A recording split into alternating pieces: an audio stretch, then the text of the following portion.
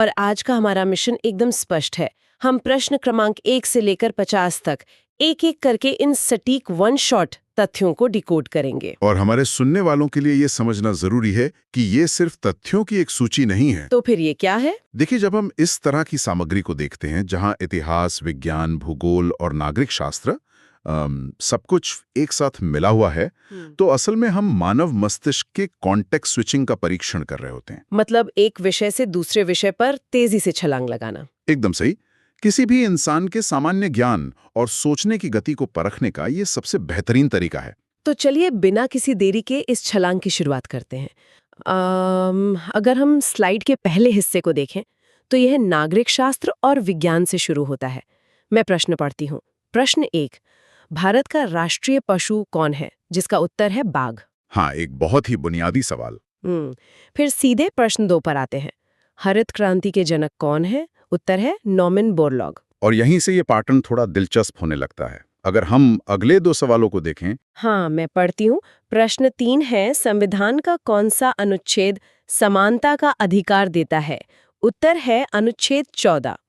और इसके ठीक बाद प्रश्न 4 है, पानी का रासायनिक सूत्र क्या है? उत्तर H2O। अब देखिए, इन दोनों को एक साथ रखना महज संयोग नहीं है। अच्छा, ऐसा क्यों? अगर हम गहराई में जाएं तो संविधान का अनुच्छेद 14 एक तरह से लोकतंत्र का बुनियादी सूत्र है। मतलब जैसे जीवन के लिए पानी का सूत्र H2O है। बिल्कुल। जैसे पानी में लगभग हर चीज घुल जाती है, वैसे ही समानता का ये अधिकार समाज के हर वर्ग के भेदभाव को घोलकर एक समान धरातल बनाता है। अरे वाह! चलिए इसे थोड़ा विस्तार से समझते हैं। ये नजरिया तो इस पूरे सेक्शन को देखने का तरीका ही बदल देता है। हाँ, ये स्पष्ट करता है कि एक जागरूक नागरिक को अपने देश और प्रकृति दोनों की बुनियादी समझ होनी चाहिए। एकदम सही बात है। तो इसी समझ को आगे बढ़ाते हैं। प्रश्न 5 है, जन गण मन के रचयिता कौन है? उत्तर है रविंद्रनाथ टैगोर। फिर प्रश्न 6 हमें खगोल विज्ञान की तरफ ले जाता है। पृथ्वी का उपग्रह कौन है? उत्तर है चंद्रमा। और फिर रसायन विज्ञान। हाँ, प्रश्न 7 है, विटामिन सी का रासायनिक नाम क्या है? उत्तर एस्कॉर्बिक एसिड। और फिर एकदम से प्रश्न 8, भारत की राजधानी क्या है? उत्तर दिल्ली। यहाँ दिलचस्प बात ये नहीं है कि भारत की राजधानी दिल्ली है। हाँ, वो तो हम सभी जानते हैं। दिलचस्प बात यह है कि इस आसान सवाल को एस्कॉर्बिक एसिड जैसे रसायन विज्ञान के सवाल के ठीक बाद रखा गया है। ये तो है। ये सीधे तौर पर दिमाग की रिकॉल स्पीड का टेस्ट है। ये शुरुआती 8 प्रश्न हमारी नागरिक और वैज्ञानिक चेतना का एकदम सटीक मिश्रण है। ये बुनियादी ज्ञान तो ठीक है, लेकिन असली चुनौती तब शुरू होती है जब ये पेपर हमारी विश्लेषणात्मक क्षमता को परखता है, विज्ञान के नियमों से लेकर इतिहास की तारीखों तक। बिल्कुल। आगे के प्रश्न देखते हैं। हाँ, प्रश्न 9 देखिए। प्रकाश की गति कितनी होती है?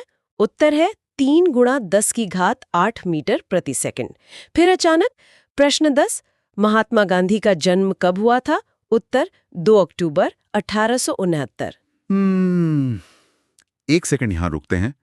अगले प्रश्न पर गौर करें। ठीक है। प्रश्न 11 है, पहला नोबेल पुरस्कार कब दिया गया था? उत्तर है 1901। और इसके बाद वाला? प्रश्न 12, डीएनए की संरचना की खोज किसने की? उत्तर वॉटसन और क्रिक। अब देखिए, परीक्षा बनाने वाले भी क्या कमाल करते हैं। 1901 और डीएनए की खोज, ये दोनों अलग नहीं है? मेरा भी यही सवाल था। मतलब एक पल में हम नोबेल की बात कर रहे हैं और अगले ही पल डीएनए। क्या ये जानबूझकर किया जाता है? अगर हम इसे व्यापक संदर्भ से जोड़ें तो ये मानव प्रगति की एक श्रृंखला है। थोड़ा और समझाइए ना इसे। देखिए, 1901 में नोबेल का शुरू होना इस बात का प्रतीक है कि मानव जाति ने विज्ञान और शांति की उपलब्धियों का जश्न मनाना शुरू किया, और उसी रास्ते पर चलते हुए हमने डीएनए जैसी खोजें की। मतलब ये इंसानी जिज्ञासा के विकास की कहानी है। बहुत खूब, चलिए आगे बढ़ते हैं। प्रश्न 13, भारत का सबसे बड़ा राज्य क्षेत्रफल में कौन सा है? उत्तर है राजस्थान। प्रश्न 14, बल की एसआई इकाई क्या है? उत्तर न्यूटन। और फिर वो सवाल जिसने शुरुआत में हमारा ध्यान खींचा था, प्रश्न 15, रामायण के लेखक कौन है? उत्तर है वाल्मीकि। और इसके तुरंत बाद जीव विज्ञान का सवाल है। हाँ, प्रश्न 16, मानव हृदय में कितने कक्ष होते हैं? उत्तर है 4। यही वो कॉन्टेक्स्ट स्विचिंग है जब दिमाग वाल्मीकि के बारे में सोचता है तो वो एक सांस्कृतिक ढांचे में होता है। और फिर अचानक से हृदय के 4 कक्ष, सच में ये दिमाग की बहुत कड़ी परीक्षा लेता है। बिल्कुल। तो अब कुछ ऐसे सवालों पर आते हैं जहां बहुत बड़े भ्रम टूटने वाले हैं। यहाँ बात सच में बहुत दिलचस्प हो जाती है। प्रश्न 17, भारत का राष्ट्रीय खेल कौन सा है? और इसका उत्तर अक्सर लोगों को चौंका देता है। बिल्कुल, इसका उत्तर है कोई आधिकारिक राष्ट्रीय खेल नहीं है। मैं यहाँ एक पल के लिए रुकना चाहूंगी। हाँ, क्योंकि हम सभी ने कहीं ना कहीं ये मान लिया है कि हॉकी हमारा राष्ट्रीय खेल है। एकदम सही, बचपन से यही सुनते आ रहे हैं। और यहाँ सबसे आकर्षक बात यह है कि हमारी धारणाएं तथ्यों से कैसे टकराती हैं। इसे कंफर्मेशन बायस कहते हैं। हम बिना चेक किए बात मान लेते हैं। और यही बायस अगले सवालों में भी है। प्रश्न 18, भारतीय संसद के 2 सदन कौन से हैं? उत्तर है लोकसभा और राज्यसभा। प्रश्न 19, भारत की सबसे लंबी नदी कौन सी है? उत्तर गंगा। ये तो सीधे तथ्य हैं। प्रश्न 20, विद्युत धारा की एसआई इकाई क्या है? उत्तर है एम्पेयर। और फिर आता है प्रश्न 21, सूर्य किस प्रकार का तारा है? इसका उत्तर है पीला बौना या येलो ड्वार्फ। इस पर थोड़ा ध्यान दें। जब हम सूर्य के बारे में सोचते हैं तो दिमाग में एक विशाल आग के गोले की छवि बनती है। बिल्कुल। लेकिन खगोलीय दृष्टि से ये केवल एक पीला बौना तारा है। ऐसा क्यों? मतलब क्या ये इसका रंग है जो इसे ये नाम देता है? हाँ, इसका रंग और आकार दोनों। ब्रह्मांड में ऐसे अनगिनत तारे हैं जो हमारे सूर्य से हजारों गुना बड़े हैं। अरे बाप रे! उनके मुकाबले हमारा सूर्य बहुत औसत दर्जे का है। ये तथ्य हमारी धारणाओं को पूरी तरह से पलट देता है। हम ब्रह्मांड में कितने छोटे हैं, ये सच में सोचने वाली बात है। खैर, वापस अपनी पृथ्वी पर लौटते हैं। हाँ, अगले प्रश्न क्या है? प्रश्न 22, संविधान सभा के अध्यक्ष कौन थे? उत्तर है राजेंद्र प्रसाद। प्रश्न 23, रक्त का पीएच लगभग कितना होता है? उत्तर है 7.4। और प्रश्न 24, क्विट इंडिया मूवमेंट कब शुरू हुआ? उत्तर है 1942। अब हम पर्यावरण और अंतरिक्ष वाले खंड में प्रवेश कर रहे हैं। हाँ। प्रश्न 25, सबसे हल्की गैस कौन सी है? उत्तर है हाइड्रोजन। प्रश्न 26, पृथ्वी की परिधि लगभग कितनी है? उत्तर है 40,000 किलोमीटर। बिल्कुल। प्रश्न 27, विटामिन डी का स्रोत क्या है? उत्तर सूर्य प्रकाश। और प्रश्न 28, भारत में सबसे अधिक वर्षा कहाँ होती है? उत्तर चेरापूंजी। यहाँ प्रश्न 27 में जो सूर्य का प्रकाश है उसे थोड़ा ध्यान में रखें। ठीक है, मैं आगे के प्रश्न पढ़ती हूँ। प्रश्न 29, मोनालिसा पेंटिंग किसने बनाई? उत्तर है दा विंची। प्रश्न 30, ओजोन परत किस परत में होती है? उत्तर है स्ट्रेटोस्फीयर। अब यहाँ रुकिए। हाँ, बताइए। अगर हम 27वें प्रश्न के सूर्य के प्रकाश को और 30वें प्रश्न की ओजोन परत को जोड़ें तो एक बहुत दिलचस्प बात सामने आती है। वो क्या? देखिए, सूर्य हमें जीवनदायी विटामिन डी देता है, लेकिन साथ ही खतरनाक अल्ट्रावायलेट किरणें भी छोड़ता है। हाँ, जो हमारे लिए बहुत नुकसानदायक है। बिल्कुल। तो ये जो ओजोन परत है ना स्ट्रेटोस्फीयर में, ये एक तरह से पृथ्वी का वीआईपी सिक्योरिटी ब्लैंकेट है। अरे वाह, वीआईपी सिक्योरिटी ब्लैंकेट, ये एनालॉजी मुझे बहुत पसंद आई। ये खतरनाक किरणों को रोक लेती है। एकदम। इसके बिना सूर्य का वही प्रकाश हमारे लिए घातक हो जाता। प्रकृति का ये संतुलन सच में कमाल का है। चलिए आगे बढ़ते हैं। प्रश्न 31, पहला भारतीय उपग्रह कौन सा था? उत्तर है आर्यभट्ट। और प्रश्न 32, भारत के प्रथम राष्ट्रपति कौन थे? उत्तर है राजेंद्र प्रसाद। क्या हमारे सुनने वालों ने यहाँ एक पैटर्न नोटिस किया? हाँ, राजेंद्र प्रसाद का नाम दूसरी बार आया है। प्रश्न 22 में संविधान सभा के अध्यक्ष के रूप में और अब प्रथम राष्ट्रपति के रूप में। बिल्कुल। ये जानकारी को जोड़कर याद रखने का बेहतरीन तरीका है। परीक्षा बनाने वाले ऐसे लिंकिंग पॉइंट्स अक्सर छोड़ते हैं। ये तो बहुत ही काम की टिप है। चलिए, अब उस सेक्शन पर आते हैं जहां वैश्विक तथ्य और तकनीक एक साथ हैं। प्रश्न 33, गीता किस ग्रंथ का भाग है? उत्तर है महाभारत। प्रश्न 34, लोहे का रासायनिक प्रतीक क्या है? उत्तर Fe। प्रश्न 35, संयुक्त राष्ट्र की स्थापना कब हुई? उत्तर है 1945। अब ये जो 1945 है ना, ये सिर्फ एक तारीख नहीं है। तो और क्या है? मेरा मतलब है इसी साल क्यों? द्वितीय विश्व युद्ध की समाप्ति के बाद पूरी दुनिया समझ गई थी कि अगर साथ नहीं आए तो सब खत्म हो जाएगा। इसलिए ये एक तरह की वैश्विक पंचायत के रूप में सामने आया। युद्ध के बाद का एक ग्लोबल रीसेट, बिल्कुल सही। आगे देखते हैं प्रश्न 36। विश्व का सबसे बड़ा महासागर कौन सा है? उत्तर है प्रशांत महासागर। और इसके बाद शरीर विज्ञान के सवाल हैं। हाँ। प्रश्न 37। मनुष्य के शरीर में सबसे बड़ी ग्रंथि कौन सी है? उत्तर है लिवर। प्रश्न 38। भारत का राष्ट्रीय फूल कौन सा है? उत्तर है कमल। प्रश्न 39। कंप्यूटर का मस्तिष्क किसे कहते हैं? उत्तर है सीपीयू। और प्रश्न 40। जल का उबलने का तापमान क्या है?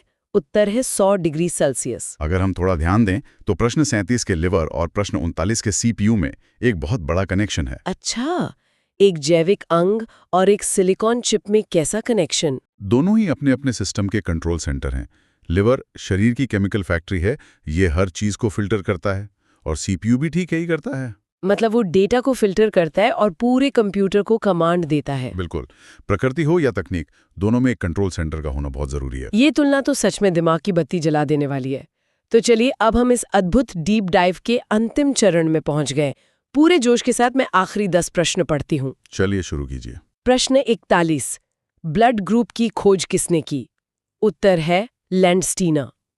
प्रश्न 42। भारत का राष्ट्रीय पक्षी कौन है? उत्तर मोर। प्रश्न 43। स्वराज शब्द किससे जुड़ा है? उत्तर है तिलक। प्रश्न 44। सबसे तेज जानवर कौन है? उत्तर चीता। और प्रश्न 45। ध्वनि की गति किसमें सबसे अधिक होती है? उत्तर है ठोस। यहाँ अक्सर लोग कंफ्यूज होते हैं।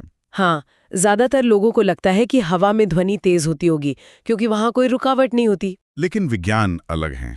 ठोस पदार्थों में परमाणु बहुत करीब होते हैं, इसलिए ध्वनि का कंपन बहुत तेजी से ट्रांसफर होता है। ये घनत्व का खेल है। समझ गई। चलिए आगे बढ़ते हैं। प्रश्न 46। अशोक चक्र में कितनी तीलियां होती हैं? उत्तर है 24। प्रश्न 47। ताजमहल कहाँ स्थित है? उत्तर आगरा। बिल्कुल बुनियादी तथ्य। प्रश्न 48। विश्व का सबसे बड़ा महाद्वीप कौन सा है? उत्तर है एशिया। प्रश्न 49। पानीपत का प्रथम युद्ध कब हुआ? उत्तर 1526। और हमारा आखिरी सवाल। हाँ, प्रश्न 50। भारत की पहली महिला प्रधानमंत्री कौन थी? उत्तर है इंदिरा गांधी। तो हमने इन 50 सवालों का पूरा स्पेक्ट्रम कवर कर लिया। हाँ, लेकिन एक अहम चीज अभी बाकी है। इस स्लाइड के बिल्कुल अंत में एक बॉक्स दिया गया है, गोल्डन इनसाइट्स या महत्वपूर्ण तथ्य। और मैं कहूंगा कि ये बॉक्स इस पूरी पीडीएफ की असली रीड है। इसमें विज्ञान के 3 स्तंभ और इतिहास के 3 अहम वर्ष अलग से बताए गए हैं। बिल्कुल।